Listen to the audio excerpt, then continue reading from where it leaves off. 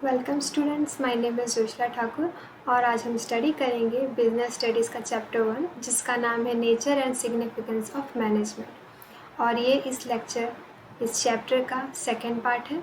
इस लेक्चर में हम स्टडी करेंगे objectives of management, importance of management और nature of management. So let's begin. Management कुछ ऑब्जेक्टिव को पूरा करने के लिए वर्क करता है। हर ऑर्गेनाइजेशन का डिफरेंट ऑब्जेक्टिव होता है और मैनेजमेंट को इन ऑब्जेक्टिव्स को इफ़ेक्टिवली और इफ़िशिएंटली मैनर से अचीव करना होता है। मैनेजमेंट के ऑब्जेक्टिव को 3 पार्ट में डिवाइड किया गया है। मैनेजमेंट के ऑब्जेक्टिव को 3 पार्ट यानी organisational objective, social objective, personal objective में डिवाइड किया गया है। ऑर्गेनाइजेशनल ऑब्जेक्टिव, मैनेजमेंट ऑर्गेनाइजेशन के ऑब्जेक्टिव को सेट करने और अचीव करने के लिए रिस्पॉन्सिबल होता है। किसी भी ऑर्गेनाइजेशन का मेन ऑब्जेक्टिव ह्यूमन और मटेरियल्स रिसोर्स को मैक्सिमम पॉसिबल एडवांटेज के लिए यूटिलाइज करना होता है। बिजनेस के इकोनॉमी ऑब्जेक्टिव को फुलफिल करना होता है और ये है survival, profit and growth. Survival ये बेसिक ऑब्जेक्टिव होता है किसी भी ऑर्गेनाइजेशन का। ऑर्गेनाइजेशन को सर्वाइव करने के लिए ऑर्गेनाइजेशन को इनफ रेवेन्यू अर्न करना चाहिए कॉस्ट को कवर करने के लिए। मैनेजमेंट को ये इंश्योर करना चाहिए कि ऑर्गेनाइजेशन प्रॉफिट बनाए। प्रॉफिट हेल्प करता है ऑर्गेनाइजेशन के कंटिन्यूअल सक्सेसफुल ऑपरेशन में। प्रॉफिट बहुत ही ज़रूरी है कॉस्ट को कवर करने और बिजनेस के रिस्क में। जब प्रॉफिट होगा तभी तो कोई ऑर्गेनाइजेशन रिस्क ले सकता है ना। बिजनेस को लॉन्ग रन में सरवाइव करना होता है।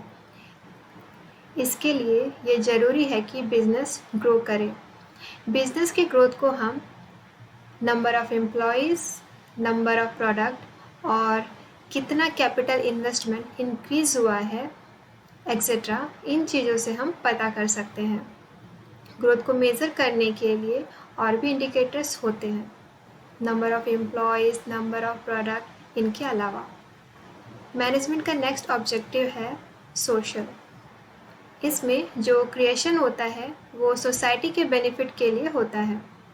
हर ऑर्गेनाइजेशन, चाहे वो बिजनेस हो या नॉन बिजनेस, सभी को सोशल ऑब्लिगेशन को फुल करना होता है। ये इकोनॉमिक वैल्यू क्रिएट करता है सोसाइटी के वेरियस कॉन्स्टिट्यूएंट्स के लिए।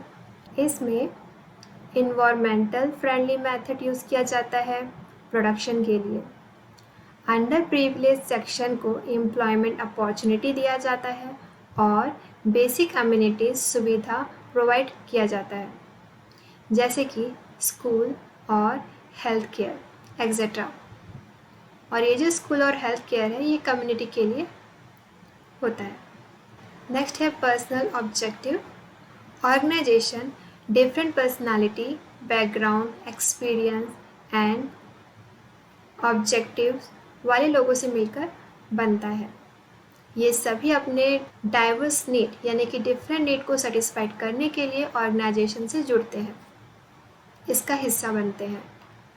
ये फाइनेंशियल नीड से अलग होता है, जैसे कम्पिटिटिव सैलरी, सोशल नीड्स जैसे फ्रेंड्स में पहचान और हायर लेवल नीड्स जैसे पर्सनल ग्रोथ और डेवलपमेंट। मैनेजमेंट को पर्सनल गोल्स के साथ ऑर्गेनाइजेशनल ऑब्जेक्टिव के साथ रिकंसाइल यानी कि तालमेल रखना होता है ऑर्गेनाइजेशन में हार्मनी बनाए रखने के लिए। हार्मनी में शांति, तो ऑर्गेनाइजेशन में शांति बनाए रखने के लिए। तो ये था ऑब्जेक्टिव ऑफ मैनेजमेंट। नेक्स्ट है इम्पोर्टेंस ऑफ मैनेजमेंट।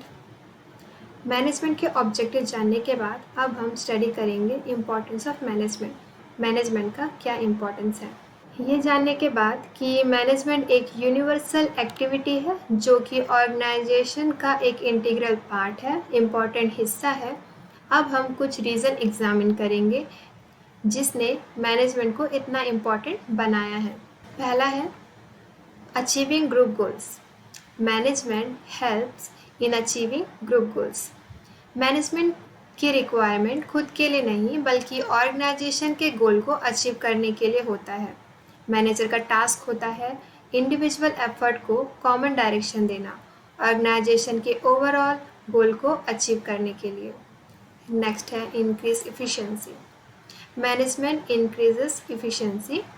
मैनेजर का एम होता है कॉस्ट को रिड्यूस करना और प्रोडक्टिविटी को इंक्रीज करना through better planning, organising, directing, staffing and controlling organisation की एक्टिविटी को करते हुए।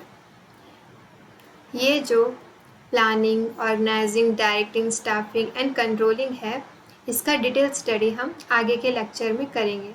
इसका आपके बुक में सेपरेट चैप्टर है।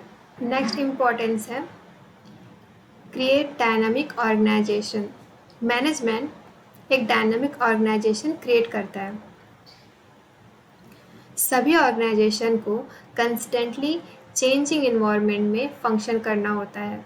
जनरली ऐसा देखा जाता है कि कुछ ऑर्गेनाइजेशन में इंडिविजुअल इन्वायरमेंट में जो भी चेंजेस होता है उसका विरोध करते हैं, उसे रेसिस्ट करते हैं, क्योंकि ये चेंजेस का अक्सर मीनिंग होता है फेमिलियर इन्वायरमेंट से न्यूअर और चैलेंजिंग इन्वायरमेंट की तरफ मूव होना। और मैनेजमेंट पीपल को हेल्प करता है इन चेंजेस को अडॉप्ट करने में, ताकि ऑर्गेनाइजेशन अपने कम्पिटिटिव एज को यानी लेवल को सफल बनाए रखे। नेक्स्ट है achieving personal objective. Management helps in achieving personal objectives. एक मैनेजर अपनी टीम को मोटिवेट और लीड इस तरह से करता है कि इंडिविजुअल मेंबर अपने पर्सनल गोल को अचीव करें, जिस टाइम ये लोग ऑर्गेनाइजेशन के ओवरऑल गोल को अचीव करने में अपना कंट्रीब्यूशन देते हैं। मीन्स ऑर्गेनाइजेशन के गोल को अचीव करने के साथ पर्सनल गोल को भी अचीव करना।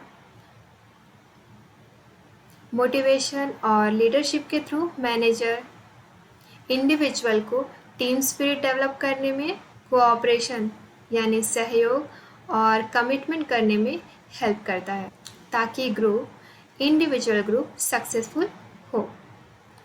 नेक्स्ट इम्पॉर्टेंस है management helps in development of society. एक ऑर्गेनाइजेशन का मल्टीपल ऑब्जेक्टिव होता है जिसमें वे डिफरेंट ग्रुप के पर्पस को सर्व कर सकें, जिसके लिए ये बने हैं, यानी जिसके लिए ये ग्रुप कॉन्स्टिट्यूट हुए हैं। इन सबको फुलफिल करने के प्रोसेस में मैनेजमेंट ऑर्गेनाइजेशन के डेवलपमेंट में हेल्प करता है और उस हेल्प से ये सोसाइटी को भी डेवलप करता है।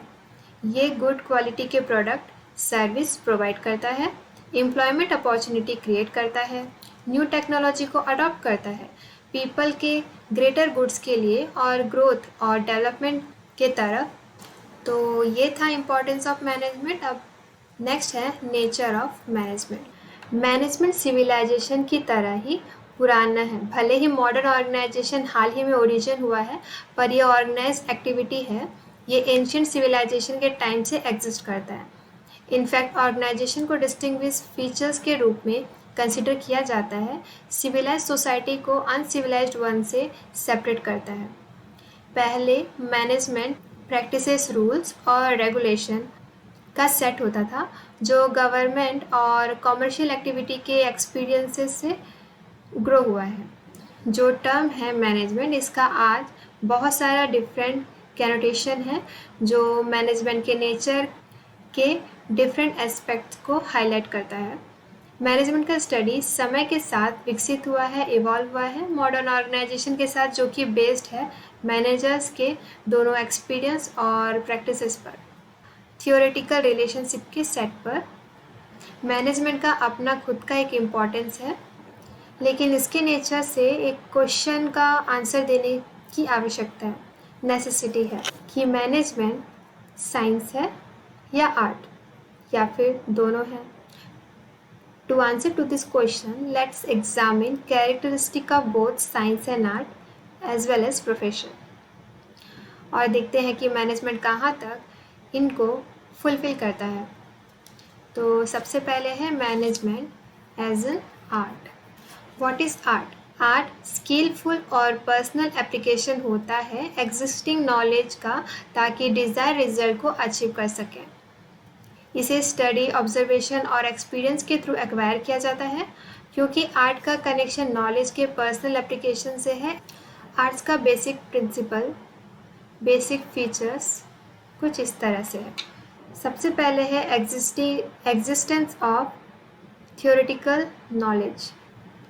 आर्ट ये मानकर चलता है कि कुछ थियोरेटिकल नॉलेज पहले से एग्जिस्ट करता है। एक्सपर्ट अपने अपने एरिया के कुछ बेसिक प्रिंसिपल्स को डिराइव किए हैं, जो कि एक पर्टिकुलर टाइप के आर्ट में यूज़ यानी अप्लाई होता है। एग्जाम्पल के लिए लिटरेचर, डांसिंग में, पब्लिक स्पीकिंग पर, एक्टिविटी या म्यूज़िक में हम इसे रिकग्नाइज कर सकते हैं। पर्सनलाइज्ड एप्लीकेशन, बेसिक नॉलेज का जो यूज़ होता है वो इंडिविजुअल टू इंडिविजुअल डिफरेंट होता है। आर्ट इसीलिए पर्सनलाइज्ड कॉन्सेप्ट है। एग्जाम्पल के लिए 2 डांसर, 2 स्पीकर, 2 एक्टर या फिर 2 राइटर, ये हमेशा अपने आर्ट को डेमोन्स्ट्रेट करने में डिफरेंट होते हैं। यानी कि एग्जाम्पल के लिए 2 स्पीकर हैं, उन्हें कुछ टॉपिक दे दिया गया है, जैसे कि बोल रहे हैं कि चलो कोविड-19 के ऊपर कुछ एक स्पीच दिया जाए, तो दोनों ही अपने दोनों का ही जो स्पीच देने का तरीका होगा, जो बोलने का तरीका होगा और जो मैटर वो उसमें यूज़ करेंगे, जो भी कंटेंट वो लोग अपनी स्पीच में रखेंगे, दोनों ही पर्सन का एक दूसरे से अलग होगा। तो ये जो होता है आपका, यानी कि ये जो आर्ट होता है वो इंडिविजुअल टू इंडिविजुअल डिफरेंट होता है। इसी में तीसरा कॉन्सेप्ट भी है, तीसरा फीचर भी है आर्ट का, practice and creativity. Practice and creativity, सभी आर्ट प्रैक्टिकल हैं। आर्ट क्रिएटिव प्रैक्टिकल करता है एग्जिस्टिंग थियोरेटिकल नॉलेज का। हम जानते हैं कि सभी म्यूज़िक में 7 बेसिक नोट्स होते हैं और सारे म्यूज़िक इन्हीं 7 बेसिक नोट्स पर ही बेस्ड होते हैं, सा रे ग म प ध नि। हाउएवर ये म्यूजिशियन की कंपोजिशन को यूनिक और डिफरेंट बनाता है, और वो है इन नोट्स यानी सा रे ग म प ध नि का यूज़ क्रिएटिव मैनर में अपने तरीके से करना, और ये उनका खुद का इंटरप्रिटेशन होता है। आर्ट का बेसिक फीचर्स समझने के बाद अब हम देखेंगे कि मैनेजमेंट आर्ट है या नहीं। मैनेजमेंट को आर्ट कह सकते हैं क्योंकि ये कुछ क्राइटेरिया को सेटिस्फाइड करता है। जैसे एक सक्सेसफुल मैनेजमेंट के लिए आर्ट को डे टू डे ऑब्जर्वेशन और एक्सपीरियंस करना होता है इंटरप्राइजेस में। डे टू डे इंटरप्राइजेस को मैनेज करने में करता है, जो कि स्टडी, ऑब्जर्वेशन और एक्सपीरियंस पर बेस्ड होता है। बहुत सारे लिटरेचर अवेलेबल है मैनेजमेंट, जैसे कि मार्केटिंग, फाइनेंस, ह्यूमन रिसोर्स, जिसमें मैनेजर को स्पेशलाइज होना होता है, और इस लिटरेचर में थियोरेटिकल नॉलेज एग्जिस्ट होता है। तो आपका पहला कंडीशन सेटिस्फाइड कर लिया। बहुत सारे मैनेजमेंट की थ्योरी है मैनेजमेंट थिंकर के द्वारा, जो कुछ सर्टन यूनिवर्सल प्रिंसिपल प्रिस्क्राइब करते हैं, और एक मैनेजर इन साइंटिफिक मेथड को और नॉलेज को सिचुएशन के अकॉर्डिंग अप्लाई करता है, और वो भी अपने यूनिक मैनर में, यानी अपने तरीके से। एक अच्छा मैनेजर क्रिएटिविटी, इमेजिनेशन, इनिशिएटिव और इनोवेटिव को कंबाइन करते हुए वर्क करता है। एक मैनेजर परफेक्ट होता है अपने लॉन्ग टाइम प्रैक्टिस करने से। मैनेजमेंट के स्टूडेंट्स भी अपनी क्रिएटिविटी के बेस पर इन प्रिंसिपल्स को डिफरेंट मैनर से अप्लाई करते हैं। तो ये आपका सेकंड जो फीचर है, इसे भी मैनेजमेंट सेटिस्फाइड करता है। अब नेक्स्ट है, एक मैनेजर इस एक्वायर्ड नॉलेज को पर्सनलाइज्ड और स्किलफुल मैनर से रियल सिचुएशन में अप्लाई करता है, और यह ऑर्गेनाइजेशन की एक्टिविटी में इन्वॉल्व रहता है। क्रिटिकल सिचुएशन को स्टडी करता है और खुद का थ्योरी फॉर्मुलेट करता है, ताकि सिचुएशन के अकॉर्डिंग इस थ्योरी को अप्लाई कर सके, और ये डिफरेंट स्टाइल ऑफ मैनेजमेंट को लाता है। तो ये आपका लास्ट कंडीशन जो था, यानी कि लास्ट फीचर जो है 8 का, इसे भी ये सेटिस्फाइड करता है। सबसे अच्छा मैनेजर वो होता है जो डेडिकेटेड और कमिटेड है, जो हाईली ट्रेन और एजुकेटेड हो और पर्सनल क्वालिटी के साथ, जैसे कि एम्बिशन, सेल्फ मोटिवेशन, क्रिएटिविटी और इमेजिनेशन, एक डिज़ायर सेल्फ डेवलपमेंट के लिए और ऑर्गेनाइजेशन जिससे वो बिलोंग करता है। सभी management practices some set of principle पर बेस्ड है और जो एक मैनेजर सक्सेसफुल मैनेजर को लेस सक्सेसफुल मैनेजर से डिस्टिंग्विश करता है, अलग करता है, और वो है मैनेजमेंट के प्रिंसिपल को प्रैक्टिस में लाने की एबिलिटी से कि किस तरह ये प्रिंसिपल को प्रैक्टिस में लाता है और अप्लाई करता है। अब हम देखेंगे मैनेजमेंट को साइंस के रूप में। इससे पहले हम जानेंगे इसका बेसिक फीचर्स और फिर हम चेक करेंगे कि ये जो फीचर्स है वो कितना सेटिस्फाइड करता है। मैनेजमेंट एज ए साइंस एक सिस्टमेटाइज बॉडी है नॉलेज का, जो एक्सप्लेन करता है कुछ जनरल ट्रूथ और जनरल लॉ को। बेसिक फीचर साइंस का है systematise body of knowledge. Science systematise body है नॉलेज का। इसका जो प्रिंसिपल होता है वो कॉज और इफेक्ट के रिलेशनशिप पर बेस्ड है। एग्जाम्पल के लिए फेनोमेना जैसे एप्पल का ट्री से फॉल होकर ग्राउंड पर गिरना, जिसे एक्सप्लेन किया गया है लॉ ऑफ ग्रेविटी के द्वारा। नेक्स्ट है principle based on experiment and observation. Scientific principle first observation से डेवलप होता है और उसके बाद इसका टेस्ट किया जाता है रिलेटेड एक्सपेरिमेंटेशन के साथ स्पेसिफिक कंडीशन पर। नेक्स्ट है यूनिवर्सल वैलिडिटी। साइंटिफिक प्रिंसिपल का वैलिडिटी और एप्लीकेशन यूनिवर्सल होता है। इस फीचर्स के बेस पर हम कह सकते हैं कि मैनेजमेंट में कुछ कैरेक्टरिस्टिक है साइंस के। तो पहला है मैनेजमेंट एक सिस्टमेटिक बॉडी है नॉलेज का। इसका खुद का थ्योरी और प्रिंसिपल होता है जो over a period of time develop होता है, लेकिन ये बाकी डिसिप्लिन जैसे कि इकोनॉमी, सोशियोलॉजी, साइकोलॉजी और मैथमेटिक्स से भी इंस्पायर है, प्रेरित है। बाकी ऑर्गेनाइज्ड एक्टिविटी की तरह मैनेजमेंट का भी खुद का वोकेबलरी और कॉन्सेप्ट भी है। एग्जाम्पल के लिए हम सब स्पोर्ट्स जैसे क्रिकेट और सॉकर यानी कि फुटबॉल के लिए कॉमन वोकेबलरी यूज़ करते हैं और प्लेयर्स भी इस टर्म का यूज़ एक दूसरे के साथ कम्युनिकेट करने के लिए करते हैं। सिमिलरली मैनेजर को भी कम्युनिकेट करना होता है एक दूसरे के साथ, और वो भी कॉमन वोकेबलरी की हेल्प से, ताकि वर्क सिचुएशन को बेटर मैनर में समझ सकें। Over a period of time management का प्रिंसिपल भी इवॉल्व हुआ है और वो भी रिपीटेड एक्सपेरिमेंट और ऑब्जर्वेशन के बेस पर डिफरेंट टाइप के ऑर्गेनाइजेशन में। हाउएवर क्योंकि मैनेजमेंट ह्यूमन बीइंग और ह्यूमन बिहेवियर से डील करता है, तो जो आउटकम आता है इस एक्सपेरिमेंट का वो एक्यूरेटली प्रेडिक्ट नहीं किया जा सकता है। इसीलिए मैनेजमेंट को इनएग्जैक्ट साइंस कहा गया है। इस लिमिटेशन के बावजूद भी मैनेजमेंट के स्कॉलर्स मैनेजमेंट के जनरल प्रिंसिपल को आइडेंटिफाई किए हैं। एग्जाम्पल के लिए scientific management principle by F.W. Taylor, functional management principle by Henry Fayol, जिसका आप आगे के चैप्टर में स्टडी करेंगे। नेक्स्ट है मैनेजमेंट एज प्रोफेशन। क्योंकि मैनेजमेंट का प्रिंसिपल साइंस के प्रिंसिपल के एग्जैक्ट नहीं है, तो इनका एप्लीकेशन और यूज़ यूनिवर्सल नहीं है। इसका सिचुएशन के अकॉर्डिंग मॉडिफाई करना होता है। हाउएवर ये मैनेजर को कुछ स्टैंडर्ड टेक्निक प्रोवाइड करता है जिससे वो डिफरेंट सिचुएशन में यूज़ करता है। इस प्रिंसिपल का यूज़ मैनेजर के ट्रेनिंग और डेवलपमेंट के लिए किया जाता है। अब तक के डिस्कशन में समझ चुके होंगे कि मैनेजमेंट का यूज़ एक आर्ट है, लेकिन मैनेजर और अधिक अच्छा काम कर सकते हैं यदि वो मैनेजमेंट के प्रिंसिपल का उपयोग करें।